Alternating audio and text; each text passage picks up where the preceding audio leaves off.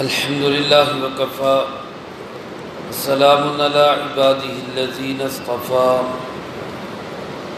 خصوصا على سيد الرسل وخاتم الأنبياء وعلى آله وأصحابه الأتقياء.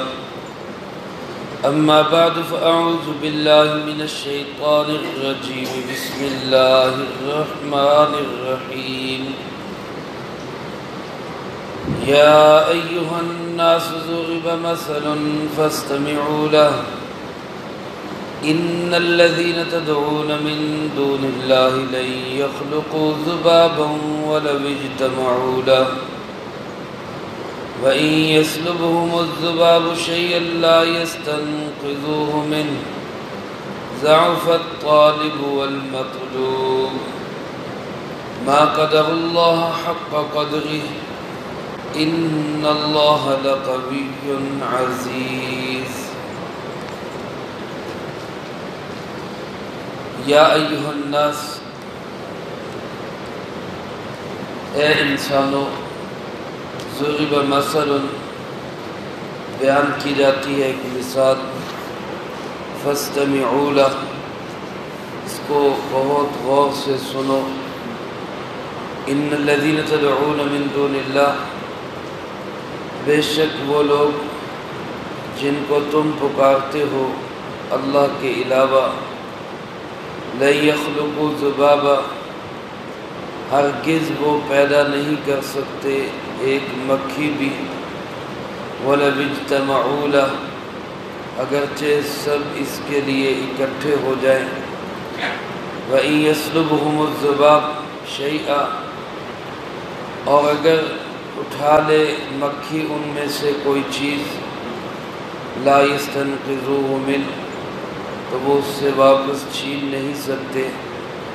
ضعف الطالب والمطلوب، بہت ہی کمزور ہے طالب بھی اور مطلوب بھی.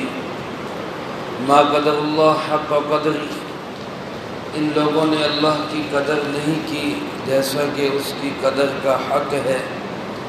ان اللہ لقوی عزیز، بے شک اللہ پاک بہت ہی مضبوط اور غالب ہے.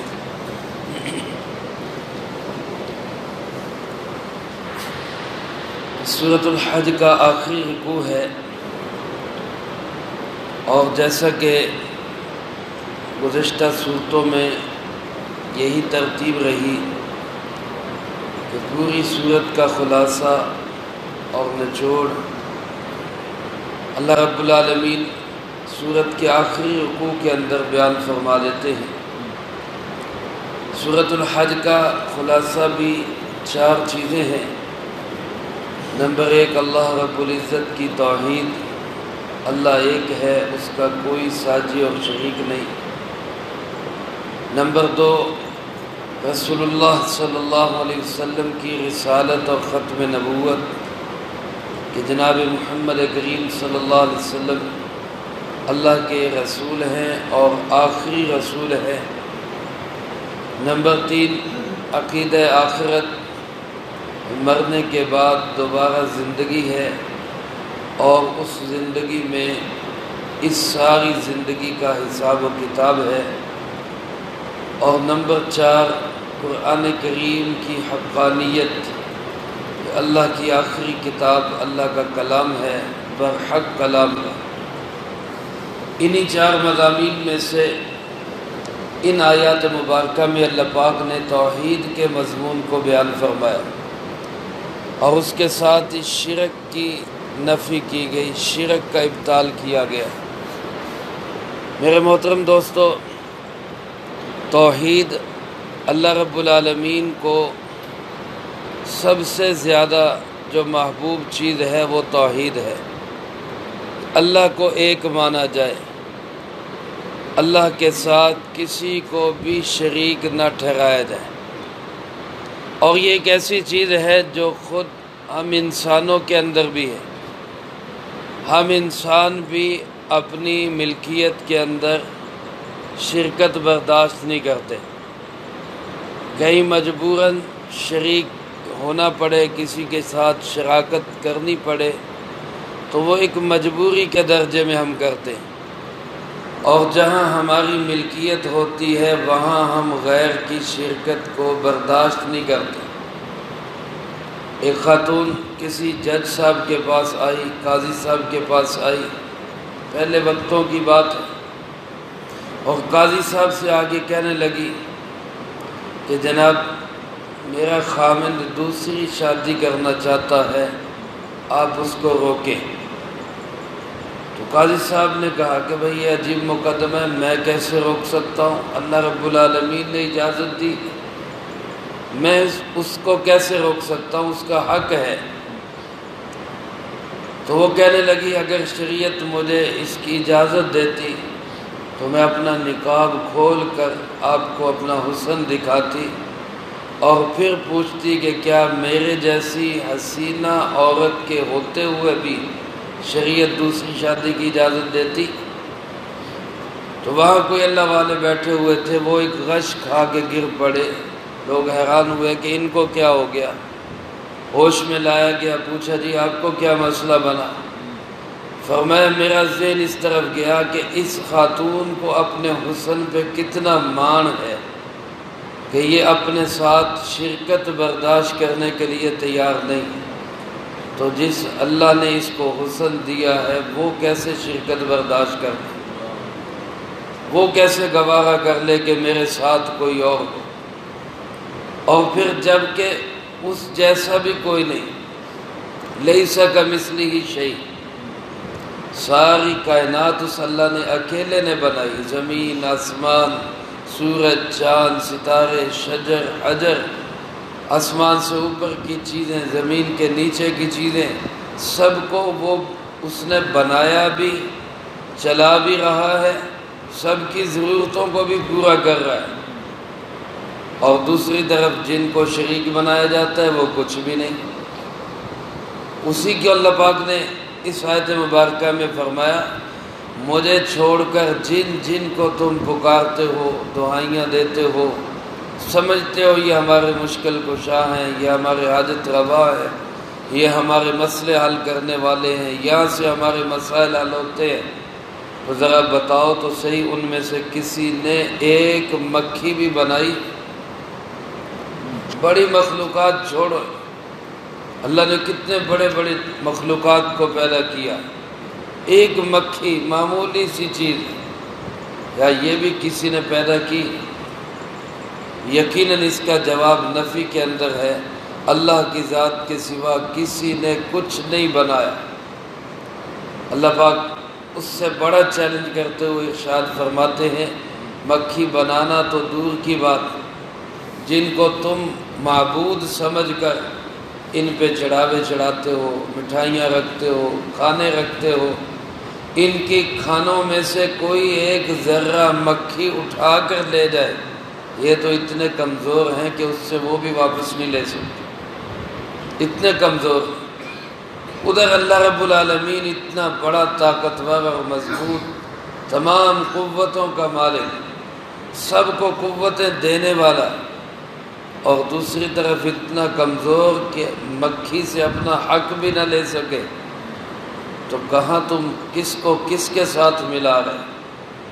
کوئی برابری ہوتی ہے، کوئی کسی چیز میں انسان کہتا ہے جی چلو یہ ایک قدر مشترک ہے، کون سی قدر مشترک ہے؟ اللہ کے درمیان اور جن کو تم معبود بناتے ہو ان کے درمیان۔ اور میں یا ایھا الناس، اے انسانوں، ساری دنیا کے انسانوں کو خطاب ہے۔ قرآن کریم عالمی کتاب ہے، اقوام عالم کو مخاطب کرتا ہے۔ رسول اللہ صلی اللہ علیہ وسلم عالمی نبی ہیں، کسی خاص قوم، خطے، قبیلے، کنبے یا خاص زبان کے نبی نہیں۔ حضرت موسیٰ علیہ السلام تشریف لائے تو ان کی دعوت ہوتی تھی یا بنی اسرائیل، وہ صرف بنی اسرائیل کے نبی تھے۔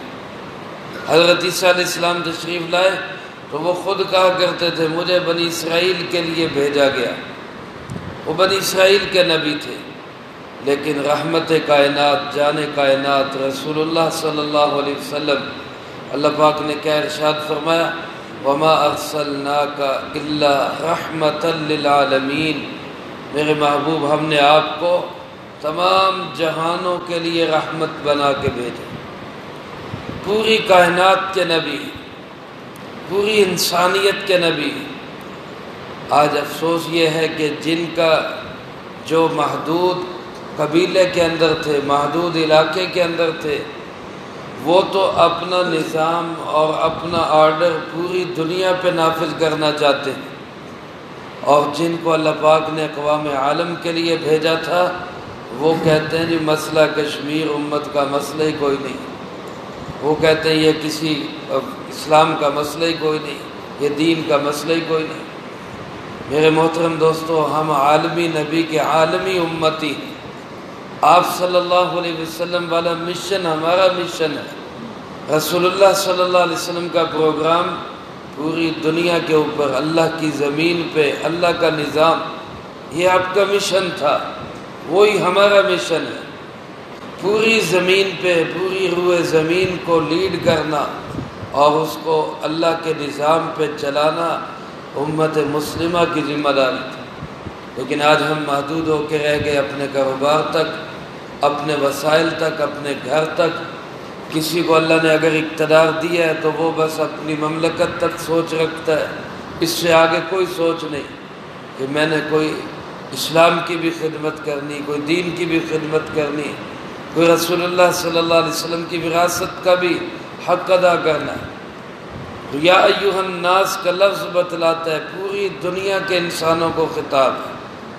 اس میں جو جہاں پہ جس انداز سے اللہ کی توحید کا مخالف ہے وہ سنے۔ ضرب مثل، ایک مثال بیان کی جا رہی ہے، فاستمعوا لہ، اور اللہ فرما رہے اس کو غور سے سنو۔ یا لفظ فاسمعوا لہ نہیں استعمال کیا، اسمعوا، اسمعوا کا معنی بھی ہوتا ہے اس کو سنو، لیکن آپ حضرات اس بات کو ذہن میں رکھیں، یہ عربی کے الفاظ قواعد میں ایک حرف کی زیادتی کوئی نہ کوئی فائدہ دے کے جاتی ہے۔ استمعوا، فاستمعوا لہ، تا کا اضافہ کر دیا۔ اب اس تا کے اضافے نے اس کے اندر یہ شدت اور زور پیدا کر دیا کہ اس کو غور سے سنو، اس کی طرف کان لگاؤ۔ ابھی آپ حضرات بات سن رہے ہیں، میں بات کر رہا ہوں، آپ کی کانوں تک میری آواز پہنچ رہی ہے، لیکن اس کے ساتھ ساتھ اور آوازیں بھی آ رہی، پنکھے کی آواز بھی آ رہی، باہر سے کوئی سواری گزرے اس کی آواز بھی آ رہی۔ لیکن جس چیز کو ہم کان لگا کے سنتے ہیں اس کو کہا جاتا ہے استمعوا، اور جو آواز ویسے کان میں آ رہی ہے ہماری توجہ نہیں اس کی طرف، وہ ہے سماعت، سن رہے ہیں، ٹھیک ہے آوازیں آ رہی، لیکن یہاں اللہ پاک نے فرمایا غور سے سنو، کان لگاؤ، دھیان دو اس کی طرف۔ وہ مثال کیا ہے؟ ان الذین تدعون من دون اللہ، اللہ فرماتے جن کو تم پکارتے ہو اللہ کو چھوڑ کر، فلاں مدد، فلاں بچائے گا، فلاں ہمیں ہمارے مشکلات سے نجات دے گا، وہ بت کی شکل میں ہو، وہ کسی مجسمے کی صورت میں ہو، وہ کسی مورتی کی صورت میں ہو، وہ کوئی تمثال ہو، وہ بڑی طاقت ہو، جیسے آج امریکہ کو سمجھا جا رہا ہے کہ جناب اس سے ہمارے مسئلے حل ہوں گے، کوئی طاقت ہو، کوئی قوت ہو جن کو تم سمجھ رہے ہو کہ یہ ہمارے مسئلے حل کر سکتے ہیں، اللہ فرماتے لن یخلقوا ذبابا، ہرگز یہ ایک مکھی بھی پیدا نہیں کر سکتے۔ یہ چیلنج صرف 1400 سال پہلے کے زمانے کے لیے نہیں، آج کے زمانے کے لیے بھی ہے۔ اللہ رب العالمین نے جس طرح ایک چھوٹی سی مکھی جیتی جاگتی ایک صورت بنائی ہے، ایسی ایک شکل صورت اور اس کے اندر روح بنا کے دکھاؤ۔ تصویر بنا لینا اور چیز ہے، تصویر بنا لینا اور چیز ہے، بلکہ تصویر اگر جاندار کی بنائی جائے گی تو وہ تو پکڑ کا سبب بنے گی۔ حدیث پاک میں آتا ہے رسول اللہ صلی اللہ علیہ وسلم نے ارشاد فرمایا جو جاندار کی تصویر بناتے ہیں کل قیامت کے دن، مفہوم اس کا یوں ہے، اللہ پاک ان لوگوں کو فرمائیں گے کہ میں نے تو مخلوق بنائی تھی تو اس میں روح بھی پھونکی تھی، اس کو حیات بھی دی تھی، تم نے صورت بنائی ہے تو اس کو حیات بھی دو، روح بھی پھونکو ان کے لئے۔ تو ظاہر ہے روح تو اللہ کا امر ہے، وہ تو کوئی پھونک نہیں سکتا، تو اس پہ عذاب ملے گا کہ پھر کیوں مقابلہ کرنے کی کوشش کی۔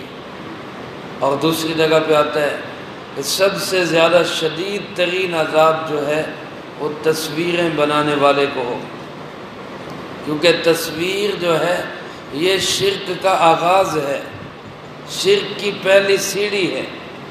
حضرت نوح علیہ السلام کے زمانے میں جب شرک شروع ہوا تو وہ کیسے شروع ہوا؟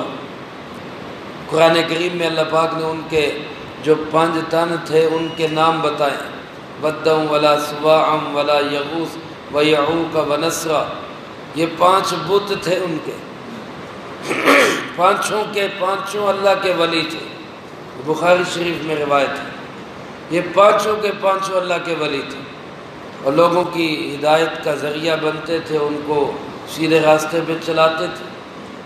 لیکن جب یہ دنیا سے گئے، لوگ کہیں جی وہ ہمارے مرشد تھے، ہمارے پیر تھے، ہمارے رہبر تھے، اب تو ویسے عبادت کرنے کو دل نہیں کرتا جیسے ان کے ہوتے ہوئے کرتا تھا۔ تو شیطان نے پٹی پڑھائی کہ ایسا کرو، ان کی تصویریں بنا کے سامنے رکھ، سامنے تصویر ہوگی تو عبادت میں جی لگتا رہے گا۔ اب عبادت اللہ کی کر رہے ہیں، تصویر مرشد جی کی سامنے رکھی ہوئی۔ اگلی نسل آئی، انہوں نے کہا جی تصویر خراب ہو جاتی ہے، اس کا مجسمہ بنا لو، چنانچہ مجسمہ بنا لیا۔ اب تیسری نسل آئی تو اس کو کہا کہ تمہارے آبا و اجداد تو انہی مورتیوں کی عبادت کرتے تھے، یہاں سے انہوں کو جو ہے شرک پہ لگا دی۔ تو تصویر جو ہے، تصویر سازی، یہ پہلی سیڑھی ہے شرک کی۔